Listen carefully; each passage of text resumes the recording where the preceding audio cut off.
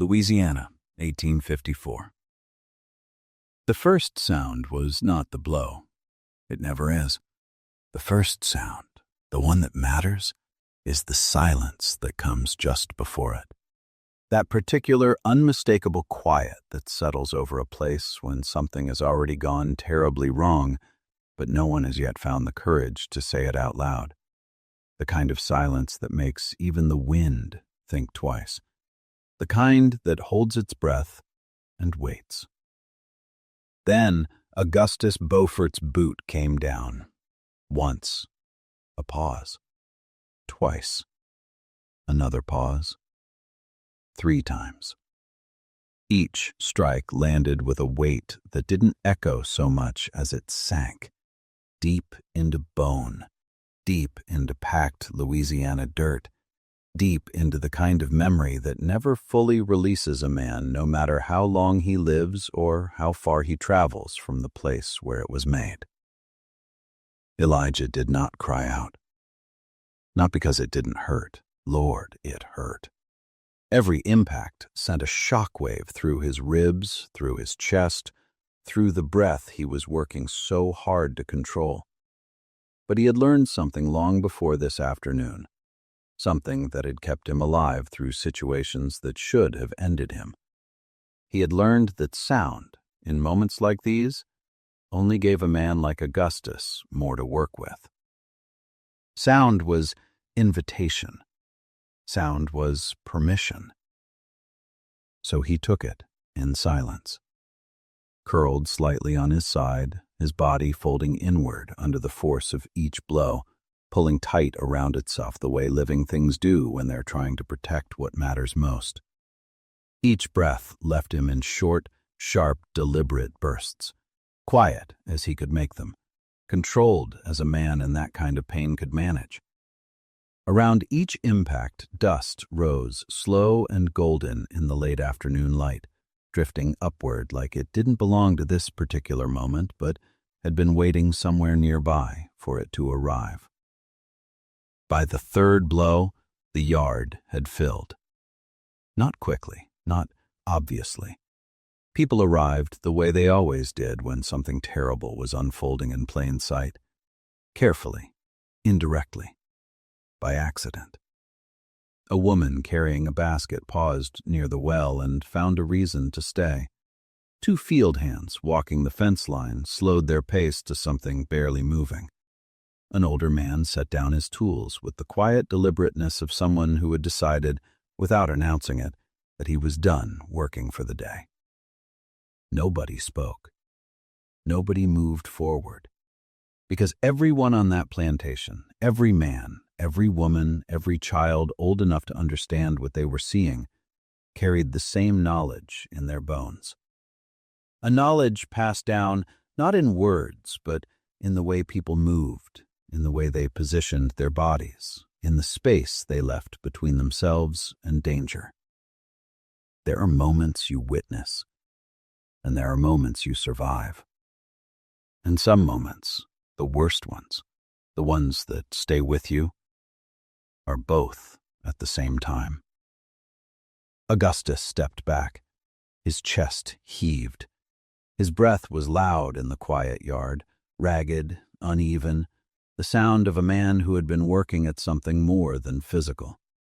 His shirt was partially unbuttoned, clinging to his frame with the damp persistence of exertion. One sleeve was rolled to the elbow, the other hung loose and forgotten at his side.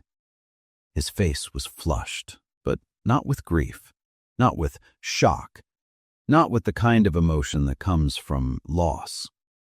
With something hotter than that, something sharper, something considerably less stable. He looked around at them, slowly, taking them all in, one face at a time, moving through the crowd like a man counting what he owned. And for just a moment, a fraction of a second, barely there and gone almost before it registered, something uncertain passed through his eyes.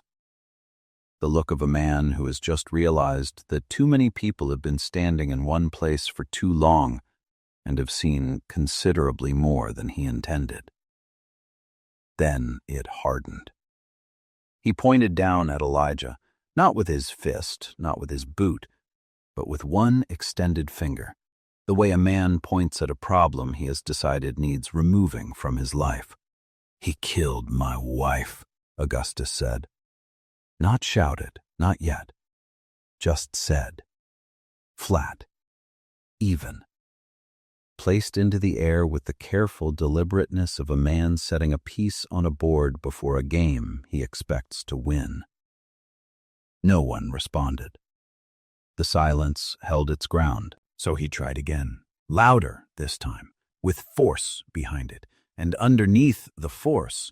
If you were paying attention, if you were the kind of person who listens not just to what was said, but to how it was being said, something else.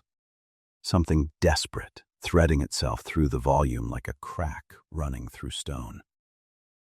"He killed my wife!" That one landed differently. You could feel it move through the crowd, not as sound, not as words, but as pressure. A command delivered to people who had spent their entire lives being commanded. A timeline. A decision already made by one man and presented to everyone else as fact, just waiting for the world to agree with it. Still, no one moved. Still, no one spoke. And that stillness, that silence, that refusal to be moved was the problem. Because Augustus Beaufort was a man who had spent his entire life being believed before he finished speaking. A man whose voice carried the automatic authority of land and money and the particular entitlement that comes from never having been seriously questioned. But belief, like everything else on that land, had its limits. And today, something wasn't lining up. Elijah lay where he had fallen. His vision pulsed at the edges, coming in and out in slow waves that made the world look like something seen through disturbed water. Everything around him arrived in fragments: boots, dust, the hem of a dress moving slightly in the still air, a long shadow stretching across the yard as the sun began its slow descent toward the tree line. He tasted iron at the back of his throat, warm, familiar. A taste he knew too well. He kept his eyes half closed, not fully shut, that would be surrender. Not fully open, that would be defiance, and defiance right now was a luxury he could not afford. Just enough.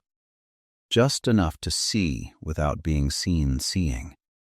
Just enough to watch without drawing attention to the fact that he was still aware, still thinking, still very much present in a situation that required him to appear as broken as possible. Because awareness, in moments like these, was survival, and what he was seeing didn't match the story being told. Augustus's shirt. That was the first thing. White it had been, or close enough to white to matter. Now marked on the left side near the shoulder. A stain. Not soaked through, not the kind of spreading that comes from a wound, not that.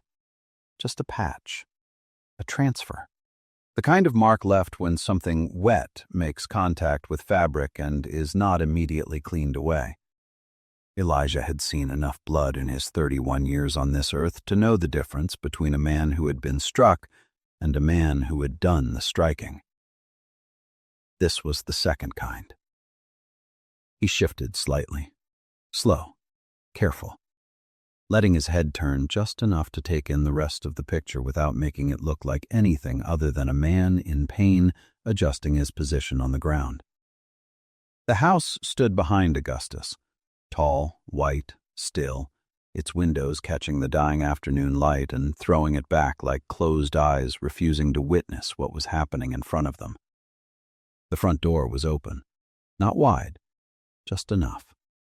Just enough to suggest that it had not been opened gently or closed with care, or used the way a man uses a door in his own home on an ordinary afternoon. Inside, Nothing moved. No servants rushing, no voices calling back and forth the way they do when something sudden and terrible has just happened indoors. No signs of the particular chaos that follows unexpected violence, that confused, overlapping motion of people who don't yet know what to do or where to look. Just quiet. Too quiet. And that was the second thing. Because death, real death, the kind that arrives without warning, never comes alone. It brings noise with it. Panic, confusion, the sound of people who didn't expect it trying to process what they're looking at. It brings motion. But whatever had happened inside that house had ended clean, contained, controlled, like something planned. Elijah's breathing slowed, not because the pain had lessened, it hadn't, not by much, but because something else had moved in to occupy the space that pain had been taking up. Understanding. Not complete, not yet. The picture was still forming, still coming into focus the way things do when you're looking at them through half-closed eyes in fading light with a man's boot marks bruising your ribs. But it was forming, piece by piece, detail by detail. And each piece that fell into place made the next one easier to find, and the picture it was building was not the picture Augustus was trying to show them. Old Silas stood near the far edge of the yard.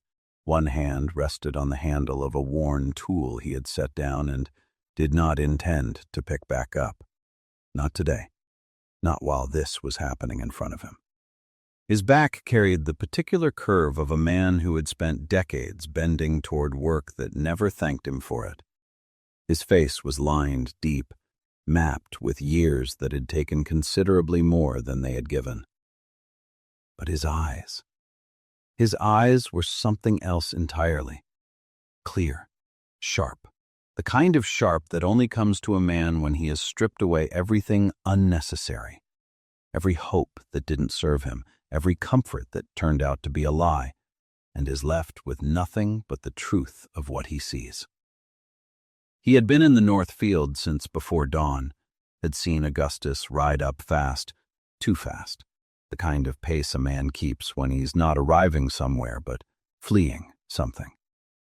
Had watched the dismount, not the easy, familiar movement of a man coming home to his own land, but something harder, tighter, the controlled urgency of someone who needed to be somewhere specific before something caught up with him. He had seen the door, the way it had been when Augustus arrived, the way it looked now. And he had been watching the shirt since the moment Augustus stepped back from the body on the ground. Left side, high, near the shoulder. Silas had lived long enough and seen enough to know exactly what that stain was and exactly how it had gotten there. He said nothing. He would say nothing. Not here, not now, not with Clem standing 20 feet away watching every face in the yard. But the knowledge settled into him the way stones settle into deep water. Slow. Certain. Permanent. That man's shirt told the whole story, Silas thought, his expression giving away nothing at all. He just doesn't know we can read it. Back in the yard, Augustus's patience, never a particularly abundant resource, ran out completely. "Clem!" The overseer stepped forward immediately, a man built for this kind of moment, built for the space between a command and its execution, for the practical business of turning one man's anger into another man's suffering. "Chain him," Augustus said, the finger pointing down at Elijah again. "Lock him in the smokehouse. He doesn't see morning unless I say he does." Clem hesitated.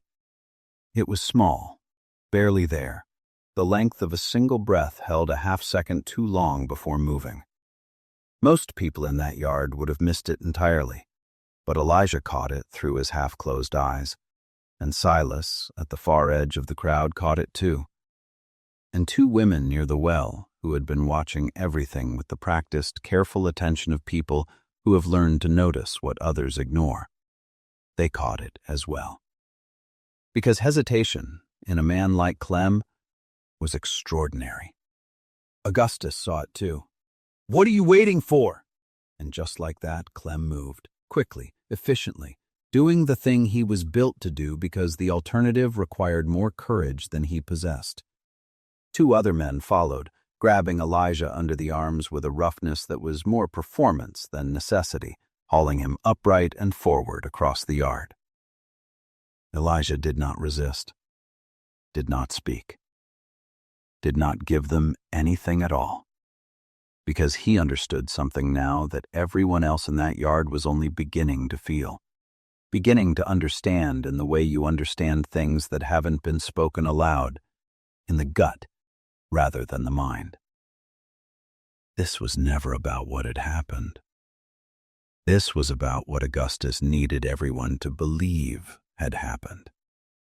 And belief already was slipping. As they dragged him across the yard, his feet leaving shallow impressions in the dust, Elijah let his head turn just slightly to the side. Just enough. Just long enough to look back at the house, at the open door, at the place where Margaret Beaufort had taken her last breath. And for a moment, a single suspended moment in which everything else fell away, the pain and the noise and the weight of what was coming, he heard it again, that breath. Not loud, not desperate, not the sound of fear or struggle or a person fighting against what was happening to them. Not any of those things. It was quiet, slow, deliberate. The breath of a woman who had made a decision, had considered it carefully from every angle over a long period of time, and had followed it through to its conclusion. He had been standing 3 feet away when it happened, close enough to hear it clearly, close enough to know exactly what it belonged to. And that, more than the blood on Augustus's shirt, more than the controlled silence of the house, more than the desperate quality of Augustus's voice as he repeated his accusation to a crowd that wasn't giving him what he needed, that breath was what was wrong. Because people who are afraid do not breathe like that. They don't. They threw him inside. The door swung open and released a wave of stale air, salt and ash, and something older, something that had soaked into the wood over years of use and had never fully left. Cold iron followed. His wrists were bound, and the chain was run through a ring bolted deep into the floor with the kind of permanence that suggested whoever had installed it had expected it to see use. Clem worked fast, eyes finding other places to be besides Elijah's face, hands moving through the familiar motions of restraint. The door shut, the lock clicked, and the world narrowed. Dark, still, quiet in a different way than the yard had been quiet.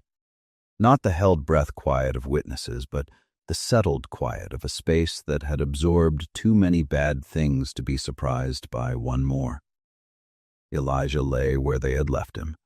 He breathed slow, measured each inhale and exhale like a man who understood that breath, right now, was the most important resource he had. His eyes adjusted to the dark. His mind, that instrument he had spent 31 years sharpening against every hard surface this world had offered, began to work. Time had changed. Not in the way clocks measure it, not in hours and minutes and the reliable progression of one thing following another, but in the way a man feels time when he knows there is an end waiting, when the distance between now and not existing has been given a specific, spoken deadline. Morning. That was the line. Outside, through the walls of the smokehouse, life resumed the way it always did, the way it had to. Boots on gravel, voices low and careful. The distant crackle of fire being built for the evening meal. a child crying somewhere briefly and then stopping. The plantation adjusting itself around what had happened, absorbing it, resetting, the way a body closes over a wound, covering it over without healing it. Elijah closed his eyes, not to rest, not to escape, but to see more clearly. Because the truth of what had happened in that house was not in the words Augustus had chosen. It was never in the words. It was in the details. It was in the shirt and the silence and that single, deliberate breath and the one thing Augustus had fatally failed to account for. Too many witnesses who knew how to read a story without a single word being spoken. He lay in the dark and let the pieces arrange themselves, let the picture finish forming. And as it came clear, as the outline of what had actually happened in that house solidified into something he could look at directly, he felt something shift inside him. Not fear, not anger, not even grief, though grief was there, quiet, and waiting for a moment when he could afford to let it come forward.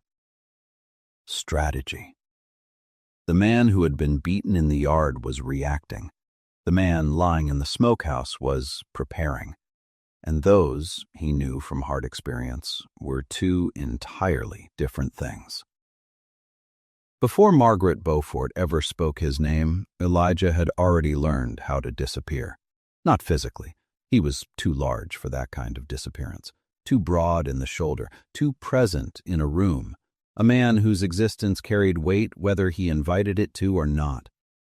There was no making himself small enough to go unnoticed in the way that required physical diminishment. So he learned a different kind, the disappearance that happens in plain sight.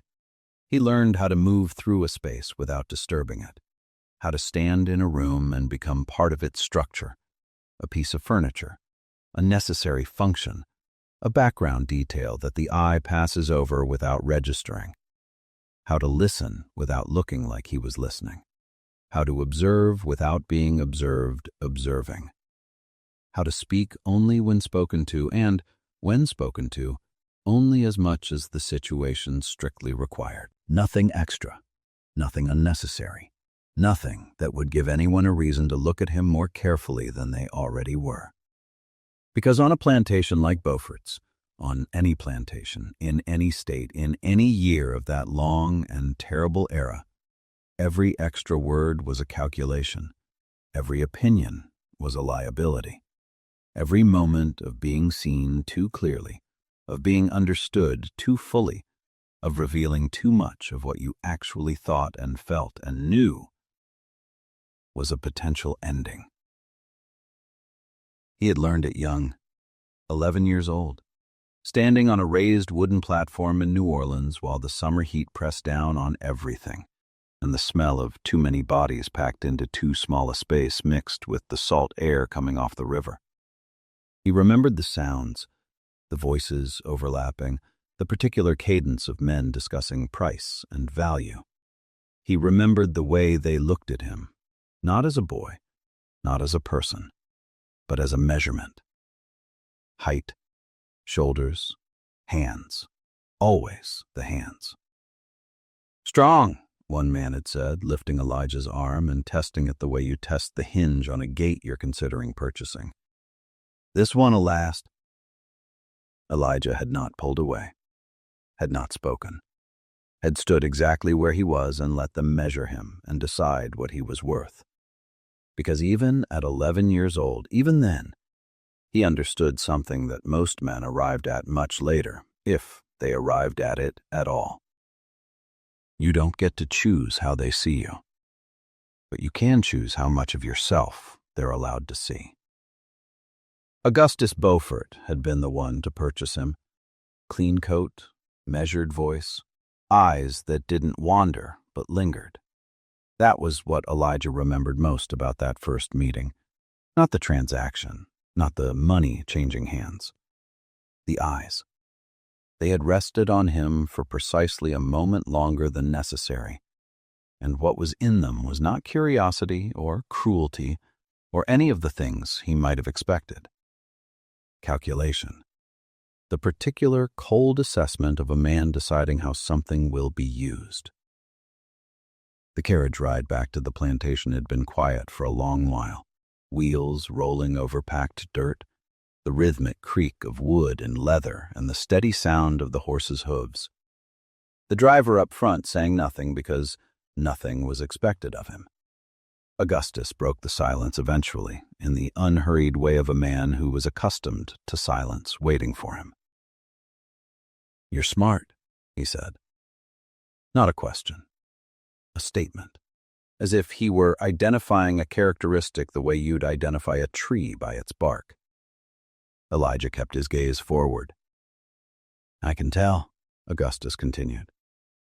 "Smart ones either make themselves useful or they make themselves trouble." A pause, just long enough to make the next words land with the weight he intended. "Which one are you going to be?" Elijah had turned then, slightly, enough to meet his eyes without challenging them, enough to look at the man without looking at him, if you understand the distinction. He held that look for exactly the right amount of time, not too long and not too short. And what he saw in those brief seconds was exactly what he needed to see. A man who wanted to be agreed with. A man who had asked a question he already believed he knew the answer to. A man who would be satisfied by a certain kind of response and would not look past it for anything more complicated.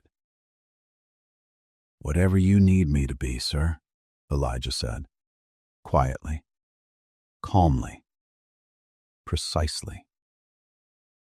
Augustus smiled, a small, satisfied thing. The smile of a man who believes he has just secured exactly what he was looking for and doesn't need to examine it any further. He leaned back in his seat. He thought that was the right answer. It wasn't. It was the answer of a boy who had already made his decision, who had already decided, before the carriage had traveled another mile, that survival on this land would not be about truth. It would be about adaptation, about showing people what they needed to see while keeping everything that mattered in a place they couldn't reach. Adaptation, though, always came at a cost. Years passed the way they always did on that land, not marked in dates, not measured in seasons, but in losses, in the accumulation of absences, men who were present one morning and gone before the same day ended, with no explanation offered and none expected. Women who returned from certain places changed in ways that no one acknowledged and no one forgot. Children who learned, far too early and far too completely, the particular discipline of being quiet. His hand rested on a book, open. He closed it slowly and set it back in its place and said nothing, because silence was still, as it had been for 20 years, the safest available choice. "What do you think of it?" she asked. Her voice was calm, even, like a person who had already decided how this conversation was going to go and was simply waiting for it to catch up. Elijah didn't answer, didn't move, gave her nothing, not out of hostility, but out of the deep and thoroughly earned caution of a man who had learned that the most dangerous invitations were the ones that came wrapped in kindness. "I won't tell him," she said. She was still in the doorway, still watching him with an expression that held, and this was what confused him, what made him look more carefully than he intended. No trap, no calculation, no cruelty wearing the mask of curiosity. What it held was loneliness. Deep, genuine. The particular loneliness that doesn't come from being physically alone, but from being surrounded by people who look through you rather than at you. The loneliness of being unseen in a room full of people. He recognized it immediately. He had been living inside it for 20 years. "I just want to know what you think," she said. He held her gaze a moment longer than was safe. "I think," he said finally, choosing each word with the care of a man navigating unmarked ground, "that Mr. Dickens understands what it means to be invisible." Something shifted in her expression, small, quiet, like a door opening in a room that has been closed for a very long time. "Yes," she said softly. "Yes, he does." That was the beginning. Not of anything the world outside that room would have recognized, not of anything that could be pointed to or named or prosecuted in the language Augustus would later choose to use. Just a shift. A change in the quality of the air between two people who had both, for different reasons and in vastly different circumstances, learned to exist in a world that did not fully see them. Small, quiet, but real. And real things, in a place built on illusion, had a way of becoming dangerous. The journals began, not as a plan, Margaret told him once, not as a weapon, not as anything grand or strategic or calculated, as a way to stay sane. She held the first one out to him on an afternoon when the house was quiet and the light through the library windows was doing that particular late-day thing where everything it touches looks more significant than it probably is. Small leather cover, worn at the edges, carefully maintained, the kind of object a person tends because it matters to them in ways that resist simple explanation. She held it in both hands, like it was heavier than its size suggested. "It started as a diary," she said. Her voice was steady, but underneath the steadiness, something new. Not fear, not uncertainty. Purpose.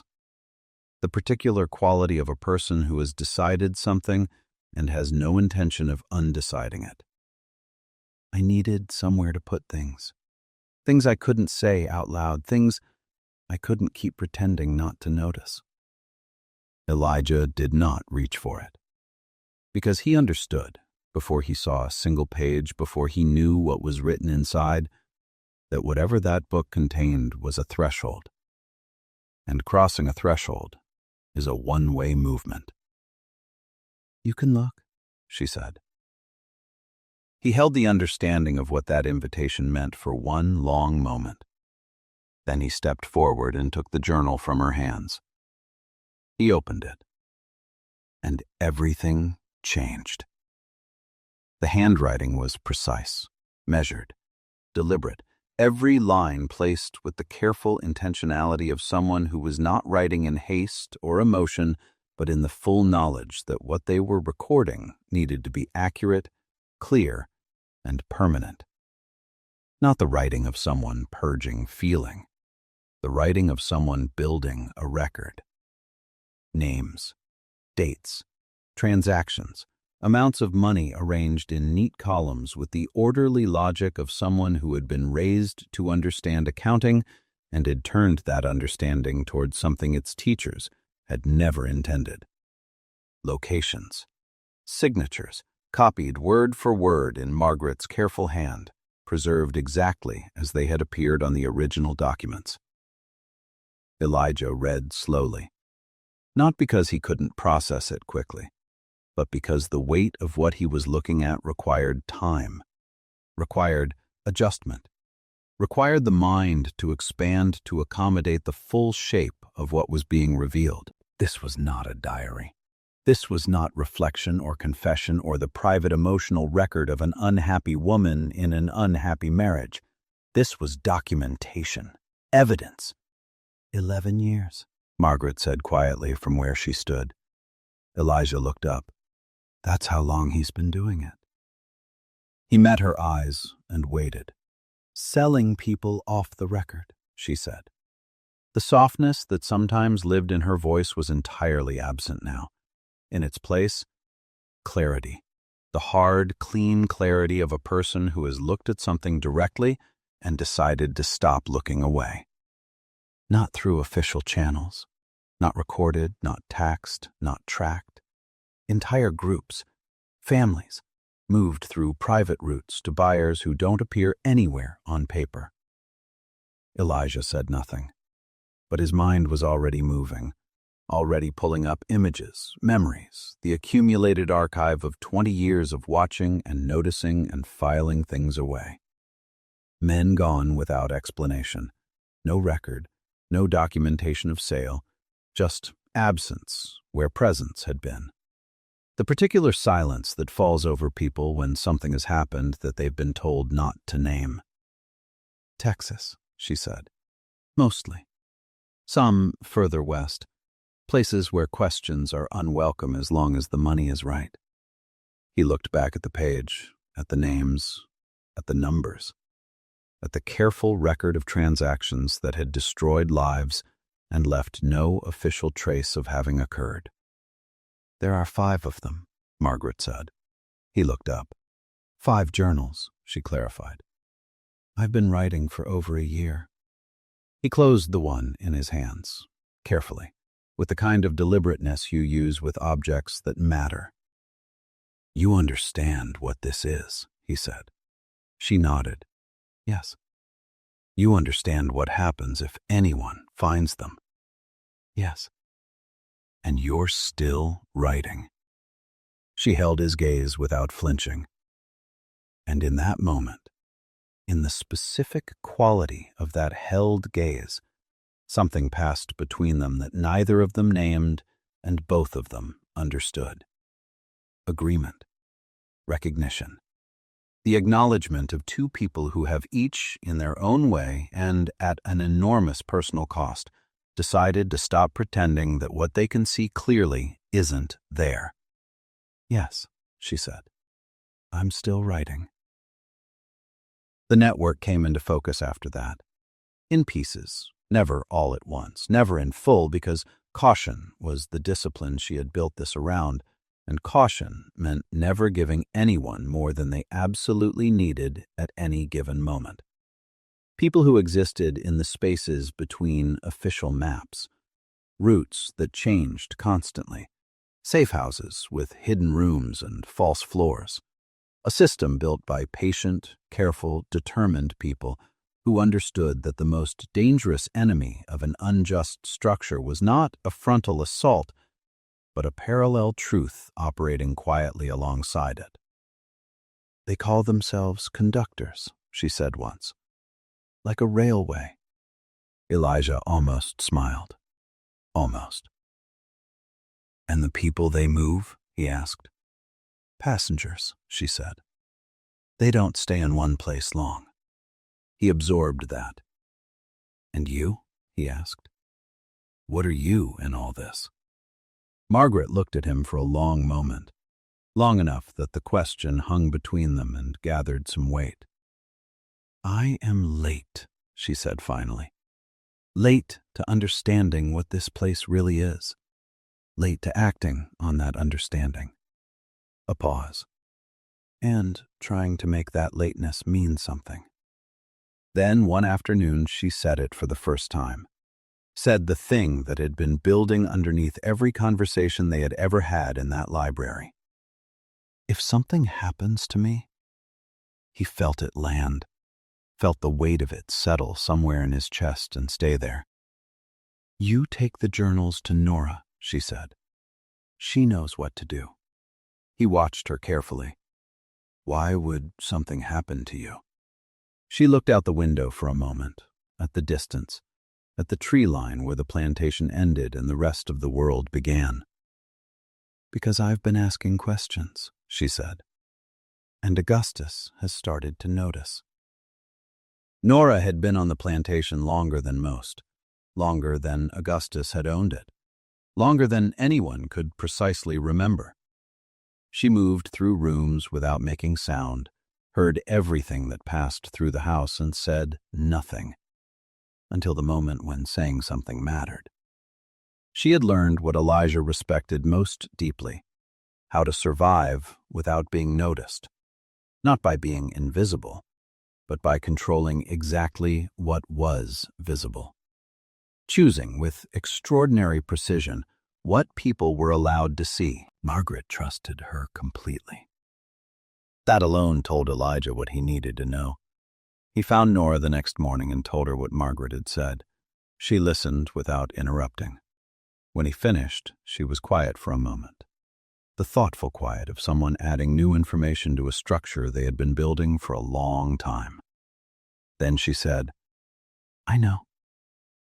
And he understood. She had already known. The three of them had been moving toward the same point from three different directions, and now they had arrived. 3 days later, the door was broken down. The scratch came in the deep middle of the night, soft, deliberate, exactly once. Elijah's eyes were already open. The scratch came again, closer, controlled, not an accident. A signal from someone who knew exactly what they were doing.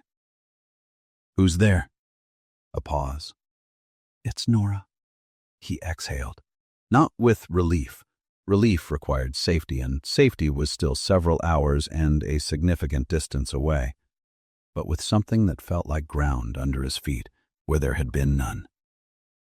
"He's posted men," she breathed through the door. "Clem and the new one, watching the yard." A pause. "I can't get the lock tonight. That's not why I came." Another pause. "I need you to listen." "I am." "She told me 3 days ago," Nora said, "where they are." The air in the smokehouse changed. "The journals. All 5. Library, left wall, 3rd shelf from the bottom, behind the French poetry Augustus never touches." Elijah could see it instantly. The shelf, the books, the exact location. "She left something else," Nora continued. "A letter, addressed to a man in New Orleans. She said if anything happened to her, the journals had to reach him." He leaned back against the wall. "How long until morning?" 7 hours, maybe 8. "Who's outside?" "Clem, already drinking. Give him time, he'll be useless. The other one's nervous, keeps moving." A small pause. "She talked about you," Nora said, softer. "Not the way he said. Not like that." Elijah was quiet. "She said you were the only one who understood her." That landed in the silence and stayed there. "Don't let her have died for nothing," Nora said. Then she was gone, and in that dark, sealed, salt and ash-smelling space, Elijah sat with it, sat with all of it, for exactly 1 minute. Let himself feel everything that needed to be felt. The loss, the anger, the specific weight of understanding that she had known, clearly and completely, how this would end, and had chosen to move forward anyway. 1 minute. Then he set it aside, because feeling had its place, and its place was not here. He found the weakness in the chain, the third link corroded with age, the one he had identified hours earlier and returned to now with focused, relentless pressure. Steady, patient, the kind of force that doesn't announce itself but doesn't stop either. Metal resisted, then gave. The faint, sharp sound of iron splitting. He froze, listened. Nothing. He stood, moved to the wall, found the loose board, worked it free with the slow, controlled patience of a man who understands that speed is the enemy of silence. The gap opened. Just enough. He went through it into the night. The library was exactly as Nora had described it. 3rd shelf, left wall, behind the French poetry that no one had touched since it was placed there. His fingers found the panel, pressed it. It shifted, opened. 5 journals, wrapped, hidden, waiting. He held them for a moment, felt their weight, and understood with complete clarity what he was holding. Not paper and ink and leather. Evidence, truth. The patient, careful, years-long work of a woman who had decided that if she could not stop what was happening, she would at least ensure that it was recorded. He turned to leave and heard the voice from down the hall. A man he didn't recognize, sharp voice, businesslike, the voice of someone who conducted transactions rather than conversations.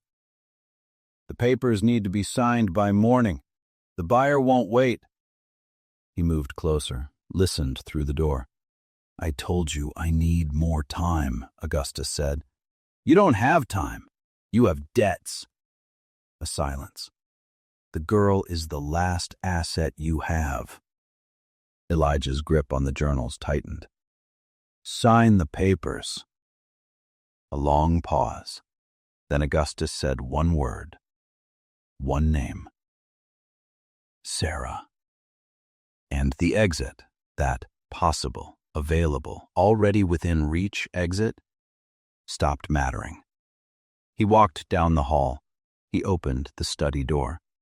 The stranger reached for his gun. Augustus came to his feet. Glass went over somewhere. The room reorganized itself around the fact of his presence. Elijah stepped inside, set the journals on the desk. "Don't," he said. One word, flat, with the particular weight of a man who has arrived at the far end of having nothing left to lose. The stranger went still. "You pull that," Elijah continued, his voice even and quiet. "And every page in these books reaches people who will make certain you never move freely through this world again." The room held its breath. Augustus stared at him, not with anger, not yet, but with the shaken look of a man whose narrative has just been interrupted by someone who was supposed to be locked up and dead by morning. "What is this?" he demanded. "Your end," Elijah said. He pushed one of the journals forward. "Open it. Page 11. A long moment. Then, slowly, Augustus opened it, and the color went out of his face the way light goes out of a room when someone closes the shutters. The stranger leaned in, read, and stepped back. His hand moved away from the gun. "I was never here," the stranger said, and left. Now 2 remained. Elijah placed the documents on the desk. "My sister," he said. "You were going to sell her." Augustus said nothing. "Freedom papers," Elijah said. "For her, for Nora, for everyone I name." He placed a pen on top of the documents. "Sign them." "You think this gives you power?" Augustus said. "No," Elijah replied. "It gives me leverage, and that's enough." The silence stretched. Then, slowly, with the deliberateness of a man who has run completely out of alternatives, Augustus reached for the pen. His hand shook, but he signed. One name, then another. Each signature a collapse. Each stroke of the pen the sound of something built on violence and deception meeting the thing it had always been moving toward. Until it was done. The night did not celebrate them. It did not open or welcome or offer anything at all. It simply allowed them to pass. And sometimes that is enough. Elijah stepped out of the house first. Journals held close, signed papers beneath them. Behind him, the door settled shut without drama. No slam, no final word, just an ending that did not require acknowledgement. He crossed the yard, the same yard where he had lain in the dust that afternoon while a man tried to bury the truth under a story told loudly enough to become real. He crossed it without hurry, without looking back, moving through the dark with the same measured quietness he had been practicing for 20 years. He reached the 3rd cabin and opened the door. Sarah was sitting upright, fully dressed, awake. She looked at him once, at his face, at what was written there, and understood everything she needed to understand without a single question. Some people need answers. Others know when the time for questions has passed. "Come on," he said. She took his hand and stood. Nora was waiting at the tree line with 2 small bags and the particular expression of a woman who has been preparing for a specific moment for a very long time and is quietly, profoundly ready for it to begin. She read the papers slowly, carefully, without rushing. When she reached the first line of the first name, she closed her eyes. 3 seconds. When she opened them, they were steady. "Margaret would have liked to see this," she said. "She did," Elijah said. Nora held the papers against her chest, not like documents, like something sacred. Then she nodded once and said, "Let's move." And they did. They reached the mill as the sun came up. Pettit was a lean, quiet man with measuring eyes who opened the door when Nora said the right phrase and led them inside without ceremony. He read the journals at a table while the 3 of them stood, waited, breathed. 2 full minutes. Then he looked up. "She documented the Harmon transaction," he said quietly. 43 people moved off the record. We've been trying to prove that for 5 years. He looked back at the pages, at Margaret's careful handwriting. She has everything. He looked up. I'll get these to New Orleans. They stayed 1 day, 1 night. Rest and food and the particular silence of people who have traveled a long distance and are not yet certain they have arrived anywhere permanent. Elijah sat at a table with a candle burning low and one of the journals open in front of him.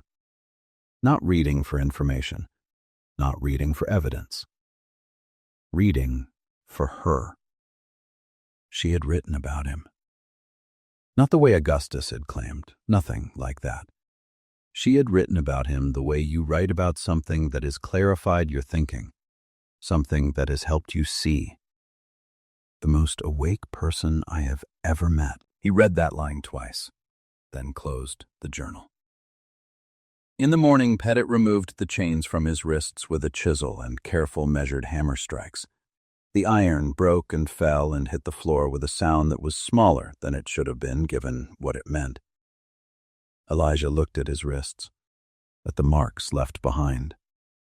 Red, deep, permanent in the way that some marks are. Not wounds that heal completely, but records that remain. Sarah touched them gently. He let her. Before they left, Nora handed him an envelope. His name on the front. Not the name the plantation had used, not the name of function and ownership, but his actual name, written in Margaret's careful hand. Elijah James Cutter. He opened it. The letter was short, precise, as everything she had done had been precise. She told him about the money. Funds moved quietly over time, held in New Orleans in his name.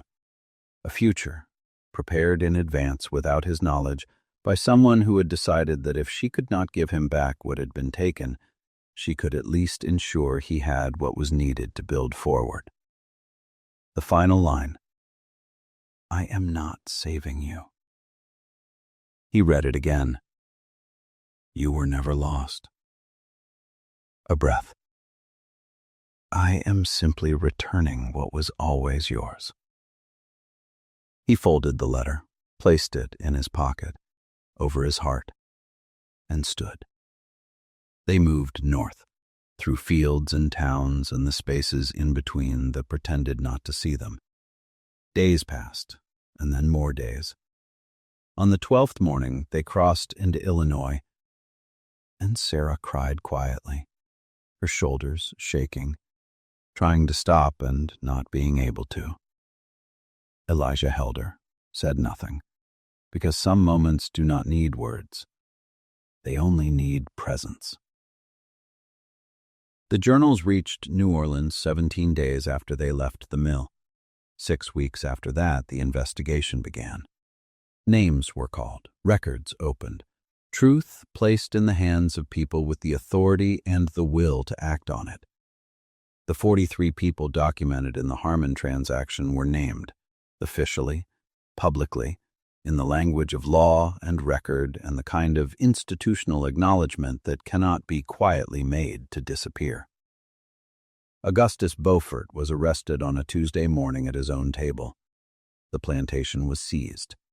Elijah learned it in pieces, through letters, through quiet confirmations arriving over weeks and months. One came from a lawyer in New Orleans, formal, precise, confirming the charges and the evidence and the transfer of the funds Margaret had prepared. He read it at a table in a room that belonged to him. Sarah sat across from him eating breakfast.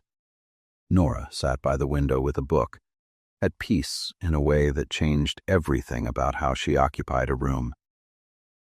He set the letter down, and for a moment, just a moment, he allowed himself to think about her, about the library, about the conversations, about the particular way she had looked at him, which was the way you look at someone when you see them clearly and are glad for what you see.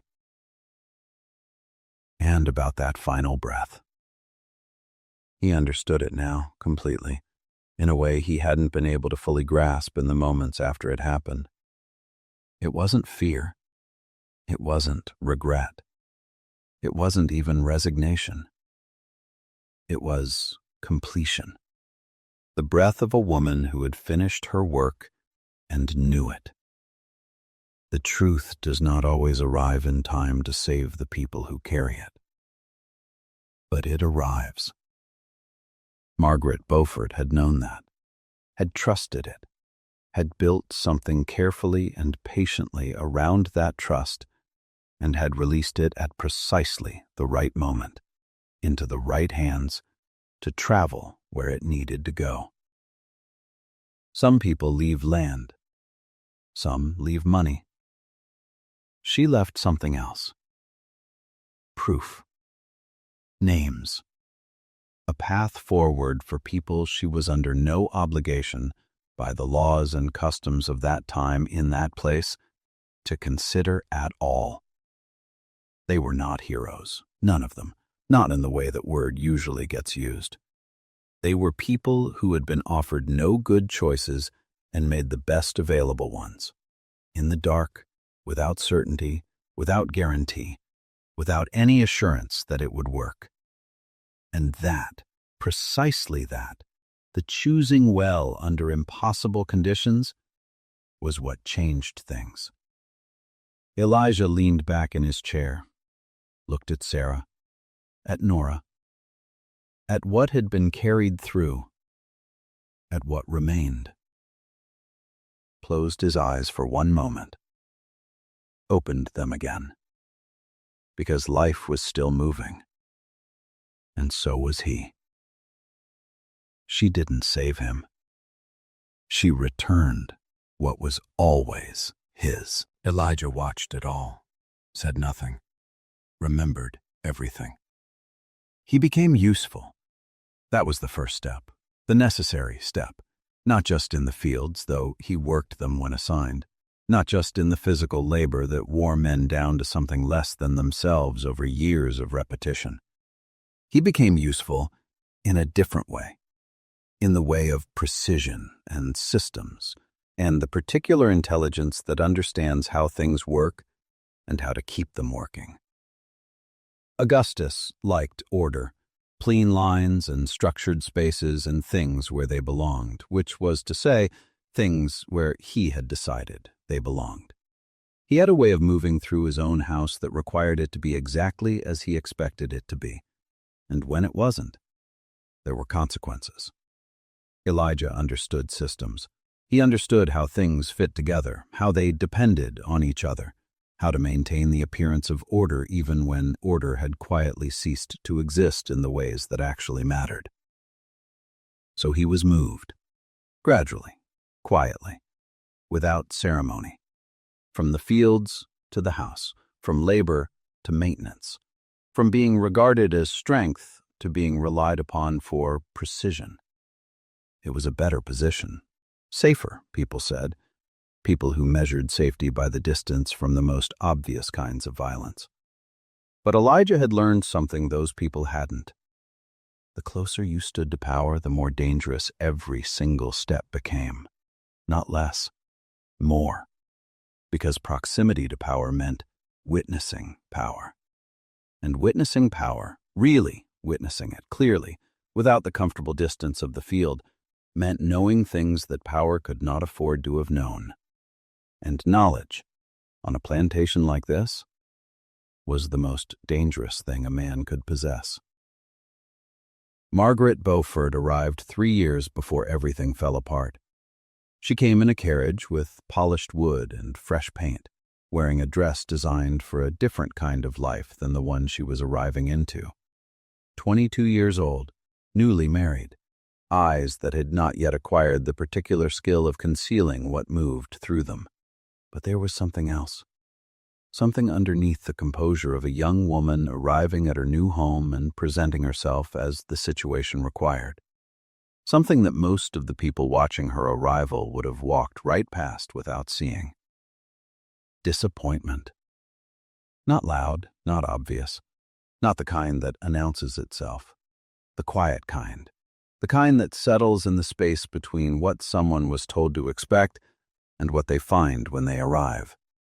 Like a shadow that doesn't match the light casting it. Elijah noticed it the first day. Not because he was looking for it, but because he had spent years developing the particular skill of reading what people tried not to show, what they kept below the surface of their expressions, in the spaces between their words, in the details of how they held their bodies when they thought no one was watching closely enough to see. She stepped down from the carriage and looked at the house, not with admiration, not with the proprietorial pride of a woman surveying what would become hers to manage and maintain. She looked at it the way a person looks at something they are trying to reconcile, trying to measure the distance between what they were promised and what has actually been provided. That look stayed with him, because it was the most familiar thing he had seen in years. He had seen it before, on many different faces. The look of people who realized too late that they had walked through a door that locked behind them. The first time she spoke to him directly was in the library. Augustus's library was large and impressively stocked, shelves from floor to ceiling, titles from Europe and America, philosophy and literature and law. The kind of collection that communicated something about the man who owned it without communicating anything about whether he had actually engaged with what he owned. Most volumes were untouched. Some had barely been opened, but all were kept in perfect condition because appearance in that house was always more important than substance.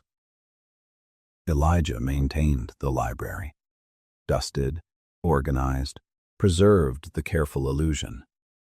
He had been working there one afternoon, moving through the shelves with quiet efficiency, when he heard the door open behind him. He waited before turning, listened first. Soft footsteps, measured pace. Not Augustus. He turned. Margaret stood in the doorway, watching him.